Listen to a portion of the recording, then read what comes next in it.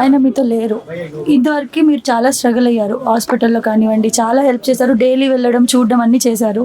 ఇప్పుడు ఫైనల్గా అయినా లేరు కదా, మరి ఎందుకు ఎవరు రావట్లేదు సినిమా ఇండస్ట్రీ వాళ్ళు? సినిమా ఇండస్ట్రీలో కొంతమంది వదిన కాల్ చేస్తున్నారు, వాళ్ళు మాట్లాడుతున్నారు. యాక్చువల్లీ ఏంటంటే ఓ షెడ్యూల్ ప్లాన్ చేసుకుంటే ఒక 1 వీక్ బిఫోర్ ప్లాన్ చేసుకుంటారు. వెంకటన్న ధన్మని చనిపోయాను కదా, కొంతమంది హీరోలు రావచ్చు, హీరోలు రాకపోవచ్చు, తోటి ఆర్టిస్టులు రాకపోవచ్చు.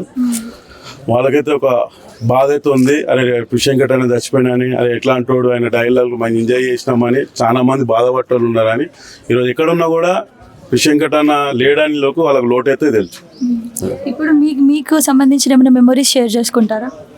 నార్మల్గా ఆయన చూసుకొని మేము ఇండస్ట్రీకి ముందుకు వెళ్ళాము. అట్లా నర్సింగ్ యాదవ్ని చూసి మాకు అంత నర్సింగ్ యాదవ్ అంత దగ్గర కాదని వెంకట్ మేము ఒకటే బస్సులో ఉండేటోళ్ళము. వెంకట్ అన్నని చూసుకొని మేము ఇండస్ట్రీని అందులో గబ్బర్ సింగ్ టీము అందరు కలిసి కూడా ఈరోజు అవకాశాలు వస్తున్నాయంటే ఒక నర్సింగ్ యాదవ్, ఒక వెంకట్, ఆ గొంతు లాంటి డైలాగులు మాకు కూడా చెప్తే మాకు కూడా ఒక 10 సినిమాల అవకాశాలు వస్తున్నాయి.